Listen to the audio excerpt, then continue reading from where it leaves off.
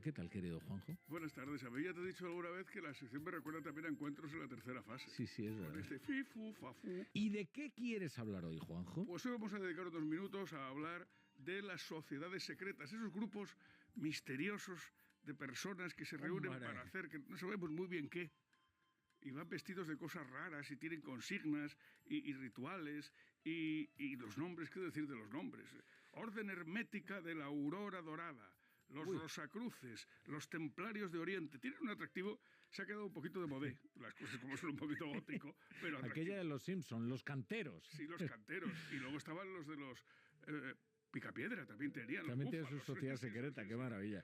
Oye, uno se pregunta qué necesidad tienen de ser secretas esas sociedades. Quiero decir, ¿qué es exactamente lo que ocultan? Claro, es que depende de la sociedad. Las sociedades secretas criminales, como por ejemplo la mafia, pues son ocultas por razones obvias. Si operaran a la luz del día no podrían hacer las barrabasadas, esas que hacen con tanta impunidad. En el pasado hubo también sociedades que se dedicaron al estudio y al fomento de ideas prohibidas, incluso penadas, algunas con la muerte, y era lógico que se escondieran, y sociedades de actividad revolucionaria, contrarias al poder establecido, de todos los colores, y todos también tienen su lógica que se escondan. Lo que a mí no me parece tan lógico y tan obvio es lo de las sociedades dedicadas al saber esotérico, al saber oculto, que es de las que vamos a hablar hoy. Como su propio nombre indica, se supone que se dedican al saber oculto, y será por eso por lo que se ocultan, pero no deja de ser una especie de tautología. Se ocultan porque se dedican a lo oculto y en fin, y si se muestra, deja de ser oculto. Como excusa no me parece de las mejores, la verdad. Lo que pasa es que es verdad que algo que está escondido, que es secreto, que es oculto, siempre tiene el atractivo del misterio, ¿no? Sí, y a veces también tiene el riesgo de la decepción. Estuve hablando con alguien que conoce muy bien este asunto, Daniel Tubau, autor, entre otras muchas obras, del libro La verdadera historia de las sociedades secretas. ¿Qué secreto es ese que ocultan con tanto celo estas sociedades? Y hay una anécdota muy curiosa que es del filósofo John Locke. Entró en una sociedad masónica para averiguar qué era lo que allí había y tal, y dijo que había descubierto el secreto del secreto masónico. Y el secreto, dijo John Locke, era que no había secreto. Claro, eso es una pequeña decepción, ¿no? Pero es muy bonito eso. Bueno, el secreto es que no hay secreto, vamos fantástico. a decir una cosa. Está usted sentado, el secreto es que no hay secreto. Hay una anécdota curiosa que se cuenta de Mozart, si no Guevero Ventrovato, que cuando le iniciaron en la masonería, en las tenidas, que son las reuniones, la primera vez que fue acabó la reunión y le dijeron, ¿qué le ha parecido? Dijo, pues hombre, casi prefiero la misa. Dijo, bueno, una misa masónica escribió, ¿eh? Sí, escribió música para un funeral y luego escribió también música sacra, porque Mozart nunca dejó de ser un católico muy devoto, a la vez que era masón. Esa especie de enemistad se conoce que todavía no se había declarado de manera abierta. Lo que sí que pasa, suele ser una constante, es que en torno a las sociedades secretas es frecuente que pululen personajes que con el cuento del saber oculto y los ritos iniciáticos pues se queden con el santo y la limosna. Hay un trío por el que yo tengo especial predilección, que son los condes de Saint-Germain y Cagliostro y el famoso Giacomo Casanova. Hombre, Giacomo Casanova. Bueno, ¿eran aristócratas? No, que va. De Cagliostro sabemos que era pobre como las ratas de niño y que se dedicó a la estafa desde siempre, ¿no? Recorría los cortes europeas, se hacía pasar por conde, se dedicaba al ocultismo, a la sanación, al espiritismo, decía que su esposa se encarnaba en la reina de Saba, o al revés, la reina de Saba en su esposa, y cosas así. De Saint-Germain no sabemos si en realidad era conde o se lo inventó. De hecho, no se sabe ni cómo se llamaba.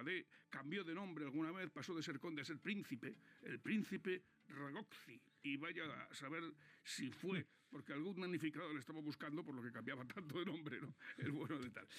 También presumía de curar enfermedades milagrosamente y, ojo, de ser inmortal. Y de hecho los fans, que todavía hoy existen, siguen pensando que vive y de vez en cuando aparece algún espabilado diciendo que es el conde de Saint-Germain que no se ha muerto. Pero sí le toca algo, ¿no? Sí, él decía que era capaz de transmutar los metales y convertirlos en oro. Un timo viejo como el mundo. Daniel Tubau nos cuenta, por cierto, que es lo que sí, lo que no entiendo es cómo alguien capaz de hacer eso lo cuenta. Ejecute, oiga, ejecute. Hágase usted, dice, no, deme usted un poco de plata que yo le hago oro. Claro.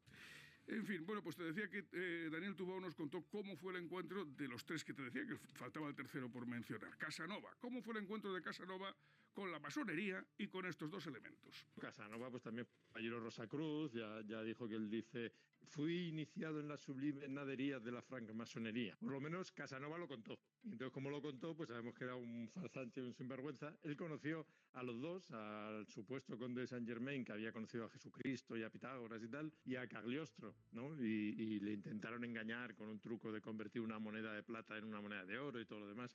Casanova no se dejó engañar porque sabía que eran farsantes como él, ¿no? Claro, es que esto es lo bonito, ¿no? Le vas a engañar tú a un farsante. Si yo os conozco. Es muy curioso porque además, claro, no pasa con los demás, pero Casanova escribió sus memorias y cuenta todas estas cosas y es muy divertido. Eso de las sublimes naderías de la francmasonería es muy gracioso. Yo en la lista de los charlatanes relacionados con el esoterismo, que es muy larga, es imposible mencionarlos a todos, tengo debilidad por Aleister Crowley, que era el que decía de sí mismo que era la bestia 666, el hombre más malvado de la humanidad. Comenta Tubau en su libro que decir que eres el hombre más malvado de la humanidad en el siglo de Pol Pot y de Stalin es un poco ingenuo. O muy pretencioso, muy pretencioso. Es verdad que ahora Aleister Crowley está viviendo un nuevo éxito editorial, un resurgir editorial, bueno, de gente que le gusta todas estas cosas del ocultismo, las sociedades secretas, y se compran ahí sus libros y tal. Es verdad. Tiene gracia lo de la bestia porque parece que la cosa viene de que de niño era insoportable y su madre le llamaba así, la bestia. Claro. Y ahí quedó como la bestia. Dijo, mira, que voy a ser la bestia. Y lo que pasa es que la madre estaba hasta el moño de él. Y luego tenemos a un personaje encantador, la rusa Madame Blavatsky, creadora de la Sociedad de la Teosofía, que afirmaba comunicarse con espíritus de otras dimensiones, pero por procedimientos un poco peculiares. Daniel Tubau. Madame Blavatsky se comunicaba con los etéreos, que estaban en otra dimensión, y se comunicaba a través de una cajita. Fíjate tú, los etéreos, que con todos los poderes que tienen, sin embargo, necesitan una cajita para la comunicación. Y en esa cajita pues iban mandando los mensajes entre Blavatsky y los etéreos, y alguna vez descubrieron el truco y vieron que ella misma metía el mensaje dentro de la caja, ¿no? Y ella se defendía y decía, bueno, a veces hay que ayudar un poco a los espíritus, ¿no? O sea, que ella misma pues reconocía que lo había hecho, pero bueno, que a veces los espíritus están un poco somnolientos.